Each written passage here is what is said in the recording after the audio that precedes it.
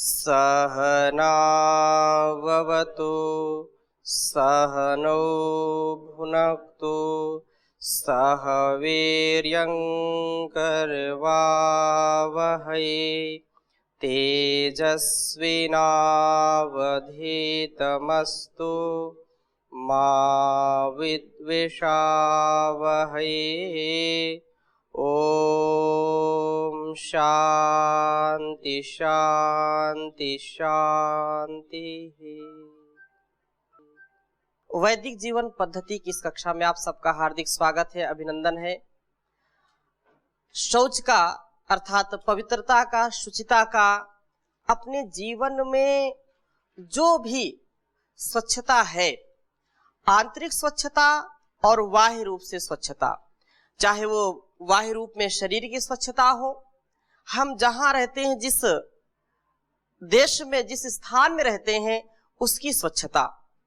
स्वच्छता किसको प्रिय नहीं है? अर्थात स्वच्छता बहुत प्रिय सबके लिए है, क्योंकि स्वच्छता से ही स्वास्थ्य है। और अभी तो एक नारा ही चल रहा है, उद्घोष चल रहा है, स्वच्छ भारत स्वस्थ भारत। तो स्वच्छता का अभियान राष्ट्र में चल रहा है, क्योंकि बिना शुचिता के हमारा विकास नहीं हो सकता है। स्वच्छता स्वाभाविक है। पिछली कक्षा में कई लोगों ने प्रश्न किया कि स्वच्छता यदि अंदर की है, बाहर की यदि स्वच्छता नहीं है, तो काम चल सकता है? क्योंकि मन जो है, यदि चंगा तो कठौती में गंगा। ये ठीक है, एक बाह्य जो शुचिता है, बाहरी जो सुंदरता है, या बाहरी जो वस्तुओं का रख रखाव है, उन वस्तुओं के रख रखाव का जो ढंग है, वो हमारी अंदर की व्यवस्था को दर्शाता है। परम पूज्य गुरु जी इस बात को कहते हैं कि किसी के घर में आप जाइए, किसी के कक्ष में जाइए, और उस कक्ष की जो व्यवस्थाएं हैं, जो वस्तु जहां पर रखने की है वहां पर वो रखी है, उस कमरे का जो सज्जीकरण है, सुव्यवस्थित यदि है वो कमरा, तो आप ये समझिए कि जितना सुसज्जित व्यक्ति का कमरा होगा, उतना ही व्यक्ति अंदर से भी सुसज्जित होगा, स्वस्थ होगा, स्वच्छ होगा। हाँ, अपवाद हो सकते हैं कि कोई बाहरी स्वच्छता को ज्यादा महत्व देता हो, अंदर की स्वच्छता को महत्व ना देता हो, ये हो सकते हैं, कोई ऐसे भी हो। परंतु इस बात का हमेशा हम ध्यान रखें, हम जितना बाहर से अच्छा रहते हैं, उतना ही अंदर से अच्छा होते हैं। स्वाभाविक रूप से आप भोजन करते समय किसी को देखिए, भोजन करने की जो शुचिता है, वो भी एक अलग प्रकार की शुचिता है। आप सब समूह में भोजन करते हैं, ये गुरुकुल की मर्यादा है, और ये प्राचीन मर्यादा हमारी है। हम घर में भी जब रहते थे, या घर में जो सामूहिक भोजन होता है, वो हमारे प्रेम और परस्परता को बढ़ाता है। आज का परिवेश बिल्कुल अलग हो गया है। तो समूह में जब भोजन कोई करता है, और यदि वो अपनी थाली में रखा हुआ भोजन सुव्यवस्थित रूप से नहीं करता है, खाना तो है, कुछ लोग कहते हैं सब बिल्कुल इकट्ठा कर करके और बस खाते जाओ, मुंह में भी लग रहा, चारों तरफ लग रहा, पूरे हाथ सने हैं, थाली भी चारों तरफ ऐसी दिखाई पड़ रही जैसे लगता है बहुत ज्यादा ये हड़बड़ाहट में है। तो उस थाली को देख करके, उस व्यक्ति को देख करके, उसकी शुचिता को देख करके, जो लोग उसके आसपास भोजन करते हैं, उनको भी अच्छा नहीं लगता है। क्यों?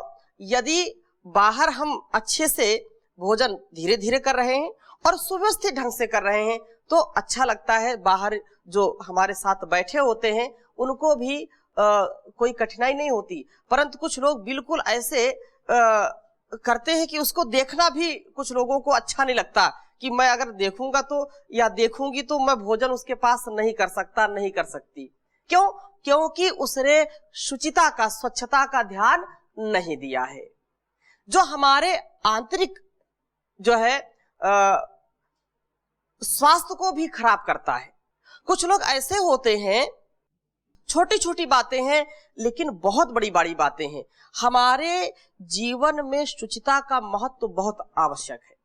कुछ लोग ऐसे होते हैं कि बस इधर उधर घूमते रहे, पता नहीं कहाँ कहाँ किन किन लोगों से हाथ मिलाया, कहाँ कहाँ किन ऐसी दूषित वस्तुओं को छुआ और आकर के भोजन शुरू कर दिया।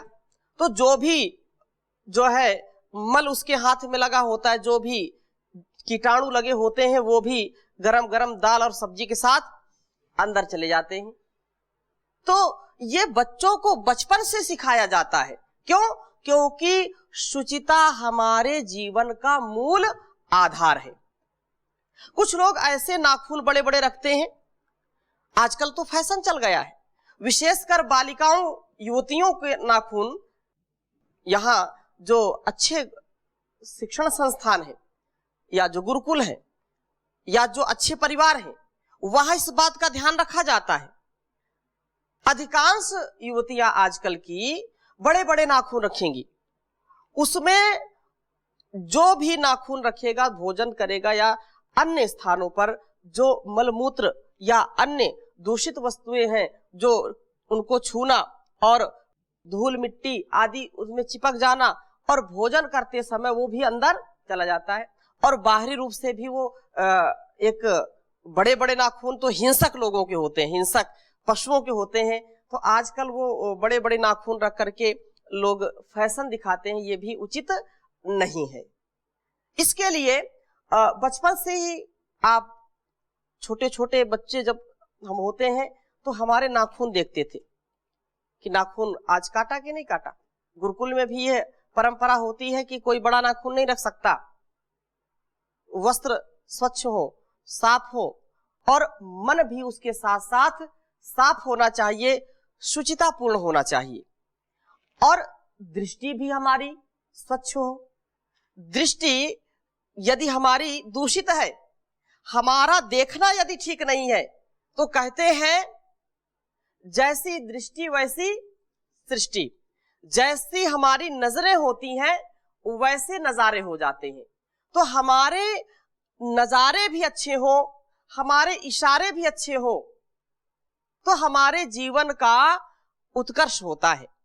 यदि हमारा शुचितापूर्ण व्यवहार नहीं है तो हम कभी भी सदगति को प्राप्त नहीं हो सकते हैं।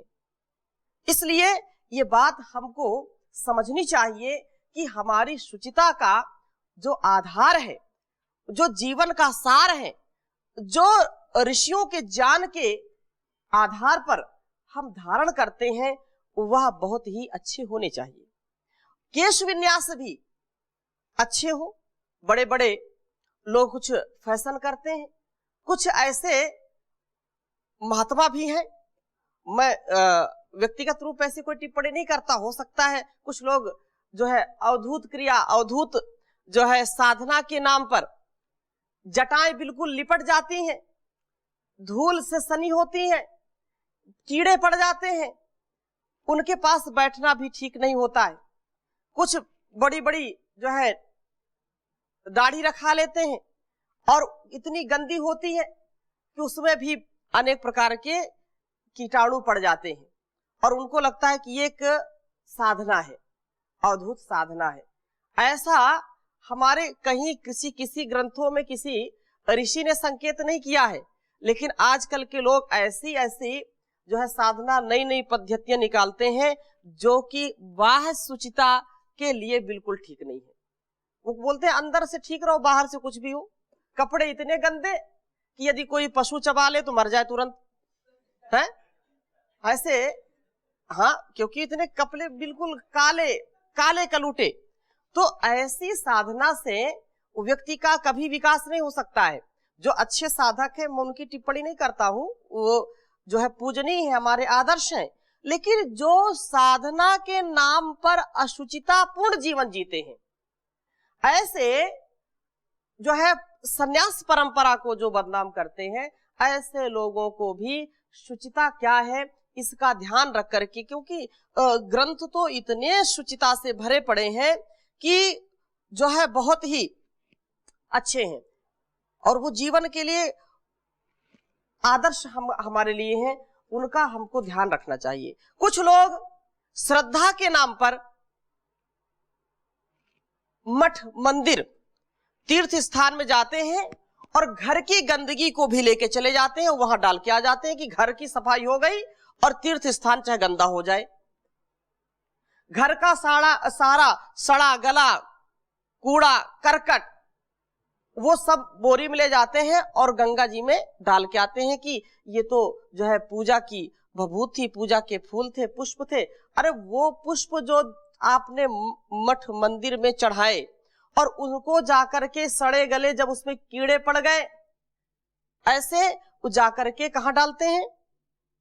गंगा में डालते हैं, ऐसे पवित्र नदियों में डालते हैं, जिससे जल हमारा दूषित होता है। और अनेक प्रकार की विषैली चीजें, आप बड़े बड़े जो है मंदिरों में जाइए, अनेक स्थानों में जाइए, यदि वहां शुचिता नहीं है, वहां से बदबू आ रही है, तो कोई बैठना पसंद करेगा वहां पर? नहीं करेगा। लेकिन आश्चर्य है कि ऐसे बहुत ऐसे स्थान हैं, तीर्थ स्थान, जो हजारों जो है कुंटल फूल हर वर्ष चढ़ जाते हैं और वो फूल सड़ते हैं। अरे प्रकृति में वो लगे, प्रकृति की सुंदरता के लिए हैं। ईश्वर तो कण कण में विराजमान है। ईश्वर के लिए अपनी श्रद्धा सुमन, अपने जो भावों के पुष्प हैं उनको चढ़ाना चाहिए, ना कि उसको तोड़ करके ऐसे स्थान पर डाल दे जहां पर वो सड़ जाए और जिससे बदबू आने लगे। ऐसे स्थानों पर हमको शुचिता का विशेष ध्यान देना चाहिए। जल में भी हम जब स्नान करें तो जल में कोई दूषित चीज ना डालें, उसको अपवित्र ना करें, ये महापाप है। ऐसे शुचिता युक्त हमारा जीवन जब होगा तो यह पूरा राष्ट्र स्वच्छ होगा, स्वस्थ होगा। यदि राष्ट्र हमारा स्वच्छ और स्वस्थ हो, ऐसी यदि हमारी कामना है, तो अपने व्यवहार को हम पूरा ध्यान रखें। हम चलते चलते केला खाते हैं, ऐसे फल फूल खाते हैं और सड़क पर ही डाल देते हैं, जिससे बाहर की जो स्वच्छता है वो भंग होती है। चाहे कोई व्यक्ति उस पर जो है आकर के पैर रखता है, गिर जाए, या कुत्ते आकर के जहां कूड़ा करकट होता वहीं पर मलमूत्र करते हैं। तो हम अपने जीवन को इतना पवित्र बनाए अंदर से, और हम बाहर निकलें तो भी ऐसे स्थानों पर गंदगी ना करें जो सार्वजनिक है। ऐसे स्थानों पर कोई भी कूड़ा करकट ना फेंके जहां पर गंदगी बढ़ने से रोग बढ़ते हो। इस बात का हमेशा ध्यान रखना चाहिए। यह बहुत उत्तम है। और बहुत सुंदर एक श्लोक आपके सामने रख रहा हूं कि तीर्थ शौचम, ये तीर्थ का जो शौच है, जो शुद्धता है, तीर्थ शौचम अनर्थित्वम आर्जवम सत्यमार्दवम। बहुत सुंदर बात कही है। तीर्थ शौचम अनर्थित्वम आर्जवम सत्यमार्दवम अहिंसा सर्वभूतानाम अनशिष्यम दमः शमः। अहिंसा सर्वभूतानाम, अनृशंस्यम, जो नृशंस है ना, अनृशंस्यम,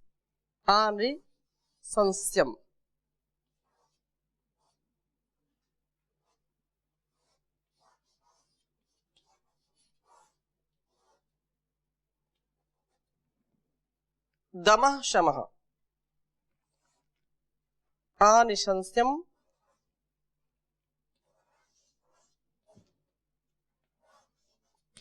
दमः शमः।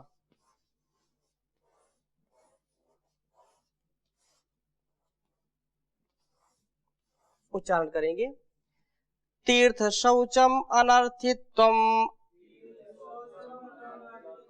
आर्जवम सत्यमार्दवम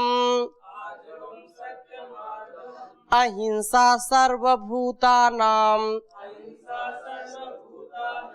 अनिशंस्यम दमः शमः। तीर्थ शौचम अनर्थित्वम आर्जवम सत्यमार्दवम अहिंसा सर्वभूतानां अनिशंस्यम दमः शमः। बहुत ही सुंदर बात कही है कि जो तीर्थ शौचम अनर्थित्वम, जो तीर्थ में शुद्धि का अभिप्राय है कि लोग जो है तीर्थ में जाते हैं, तीर्थ तो हमारे जीवन में जो उत्कर्ष लाए, हमारे जीवन को जो सदगति पहुंचाए, हमारे जीवन को कल्याण मार्ग पर ला दे और हमारे जीवन में दिव्यता को भर दे, वही तीर्थ कहलाता है। हमारी परिपक्वता को जो बढ़ा दे, हमारे ज्ञान को जो बढ़ा दे, हमारे सदकर्मों को जो बढ़ा दे, हमारे अंदर और बाहर की पवित्रता को बढ़ा दे, वही क्या है? तीर्थ है। तो तीर्थ में शुद्धि का अभिप्राय ये है कि याचना ना करना। लोग अक्सर तीर्थ में याचना करते हैं। तीर्थ में पवित्रता, यदि शुचिता को ध्यान रखा जाए तो तीर्थ में शुद्धि का अभिप्राय है याचना ना करना, सरलता, आर्जवम सत्य मार्दवम, सरलता तथा सत्य का पालन करना। सरल यदि जीवन है, विगत कक्षा में हमने चर्चा की थी, सरल जीवन ही उत्कृष्ट हो सकता है। सरल जीवन में ही संगीत है, सरल जीवन ही उद्गीत है। और जो उद्गीत है, सरल जीवन यदि हमारे जीवन का जीने का रहस्य बताता है तो हमारा जीवन स्वयं संगीतमय हो जाता है और दूसरों के लिए भी हम कल्याणकारी होते हैं। जैसे बांसुरी का उदाहरण दिया था, सीधे बांस की बांसुरी बनती है, किसी टेढ़े बांस की बांसुरी बजती है क्या? नहीं बज सकती, क्योंकि उसमें सरलता है। और जहां सरलता है वहीं पर संगीत है, वहीं पर गीत है। नहीं तो जीवन जो है ऐसे ही व्यतीत हो जाता है, व्यथित हो जाता है, परेशान हो जाता है, व्यक्ति हताश और निराश हो जाता है। तो कह रहे हैं कि ये जो याचना ना करना, तीर्थ शौचम क्या है? अनर्थित्वम आर्जवम, अर्थात याचना ना करना, सरलता और सत्य मार्दवम, सत्य पूर्वक अपने जीवन को जीना। और क्या है? जो सरलता है, जो कोमलता है, कोमल हृदय होना चाहिए व्यक्ति को। कोमल हमारा शरीर भी हो, लेकिन उसमें वज्र के समान कठोरता भी हो। हम इतना व्यायाम करें, प्राणायाम करें, ध्यान करें, इतना पुरुषार्थ हम करें कि हमारा शरीर वज्र के समान हो, लेकिन हृदय कैसे हो?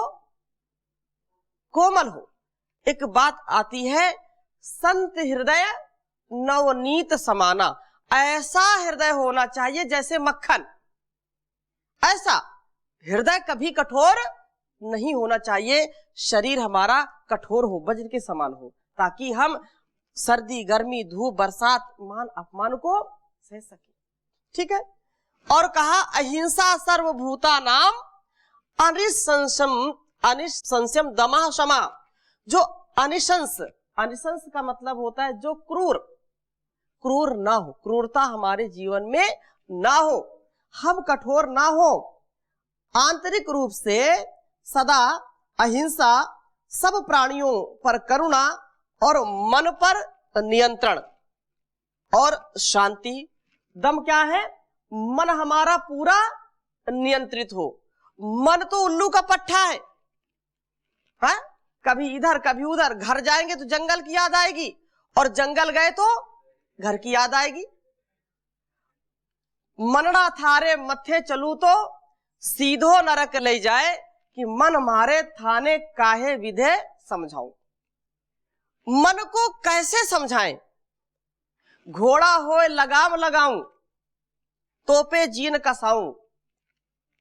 मतलब यदि घोड़ा हो, मन यदि घोड़ा हो तो उस पर जीन कसा करके उस पर कोड़ा चलाओ और उसको काबू में कर लो, उसकी लगाम खींचो। हाथी हो तो महावत बन अंकुश चलाऊं। यदि सोना हो तो तपा करके उसका गहना बनवाऊं। ऐसे कवि ने कहा कि यदि अन्य चीज होता मन, तो उस पर काबू किया जा सकता था, लेकिन मन है कि मानता नहीं, क्या अच्छा क्या बुरा जानता नहीं। मन के घोड़े पर जो सवार हो जाता है, अच्छा खासा आदमी भी बीमार हो जाता है।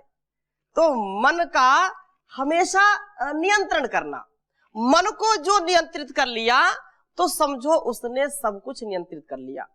हाँ, मन के जीते जीत है, मन के हारे हार। तो मन से जो हार गया व्यक्ति, उसका उद्धार नहीं हो सकता।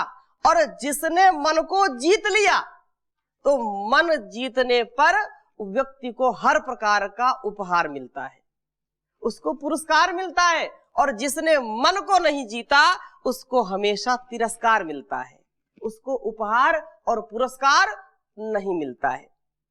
तो ये बात कही जो अहिंसा सर्वभूता नाम, सभी प्राणियों के प्रति अहिंसा का भाव रखे, यह शुद्धता होनी चाहिए। और मन को नियंत्रण में रखे, क्रूरता ना आने दें, कठोरता ना आने दें, उसके अंदर वहसीपन ना आने दें, उसके अंदर दैत्य का भाव ना जगने दें, उसका नियंत्रण रखें।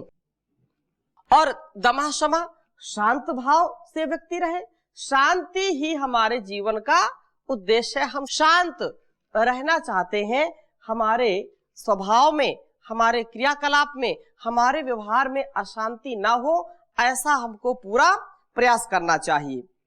और बहुत ही उत्तम बात जो है मनुस्मृति में कही है, आगे इसको भी लिख लीजिए कि दृष्टिपूतम, ये चाणक्य नीति में भी है, कैसे हमारे जीवन को पवित्रता से जीना चाहिए। तो कह रहे हैं कि दृष्टिपूतम नश्येत पादम, पवित्र कैसे हम करें। दृष्टि की बात आई थी, तो दृष्टिपूतम न्यसेत पादम,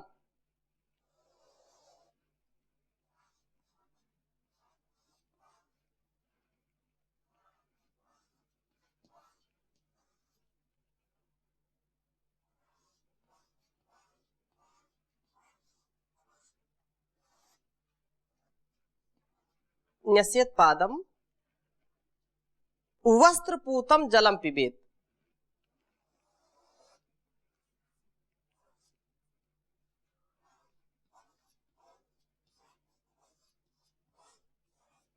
वस्त्र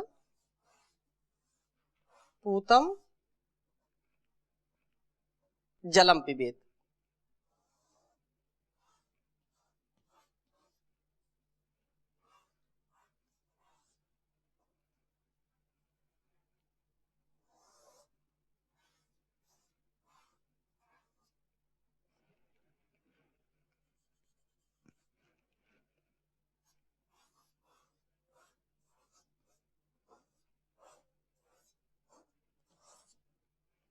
और आगे कहा सत्यपूताम वदेत वाचम,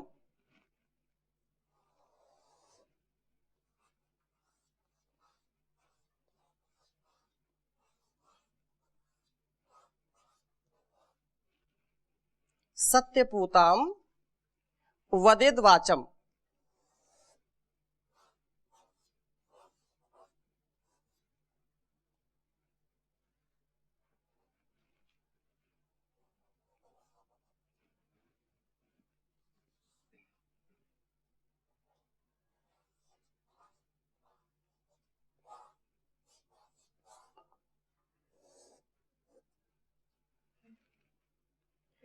मनः पूतम समाचरित, बहुत ही बार बार वही बात कह रहे हैं कि हम अपने को कैसे पवित्र करें, अपने को कैसे शुद्ध करें। मनः पूतम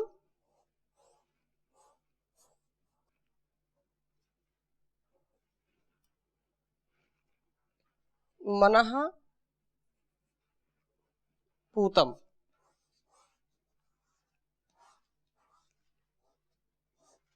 मनः पूतम समाचरित।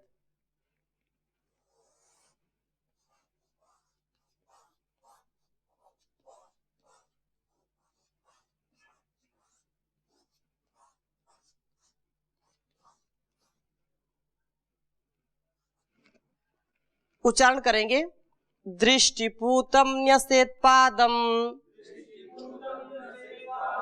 वस्त्रपूतं जलं पिबेत् सत्यपूतां वदेद्वाचम् मनः पूतं समाचरेत् दृष्टिपूतं नसेत्पादम् वस्त्रपूतं जलं पिबेत् सत्यपूतां वदेद्वाचम् मनः पूतं समाचरेत्। तो एक पवित्रता और शुचिता की बात इस श्लोक में कही है कि कैसे हमारा जीवन अच्छा हो। तो कहा मनु महाराज जी ने कि दृष्टिपूतम नसेत्पादम, जो दृष्टि से शुद्ध करके भूमि पर पग रखें। दृष्टि से शुद्ध करके तात्पर्य क्या है कि हम ऐसा नहीं कि जिधर मनाए उधर चले जाएं और दृष्टि हमारी ना पड़े। हम यदि आगे कदम बढ़ा रहे हैं तो हमारा कर्तव्य क्या है, पहले आगे पथ को देखें, रास्ते को हम देखें, रास्ता ठीक है कि नहीं ठीक। रास्ते ने जब रास्ते को देख करके हमने यह जांच कर ली कि यह बहुत ठीक मार्ग है, तो फिर आगे हम कदम बढ़ाएं। क्योंकि अक्सर लोग धोखा खाते हैं कि बिना देखे जब आगे बढ़ते हैं तो एक्सीडेंट हो जाता है। हम जो भी व्यवहार करें, आगे यदि हम बढ़ना चाहते हैं तो अपनी दृष्टि को पैनी रखनी चाहिए, अपनी नजरों को हमको ठीक लक्ष्य पर रखना चाहिए। यदि किसी को लक्ष्य बनाया है तो बिना दृष्टि के हम लक्ष्य तक पहुंच नहीं सकते हैं। वो आंतरिक दृष्टि भी है और बाह्य दृष्टि भी है। अंतर से हम उस चीज को पहले समझें, जाने कि वास्तव में ये पथ ठीक है या नहीं ठीक है। इस राह पर हम चले, कितना इससे हानि होगी, कितना लाभ होगा, इसका भी विचार करें। और जब चले, बाहर के राह पर चले, तो भी हमको उन चीजों को ध्यान में रखना चाहिए कि जो हमारे अकल्याण के लिए हैं, उनसे हम सावधान रहें, सतर्क रहें, और जो कल्याण के लिए उनके लिए सदा प्रयत्नशील रहें। तो इसकी चर्चा हम और आगे करेंगे। अभी यहीं पर विराम देते हैं। ओम शांति शांति शांति।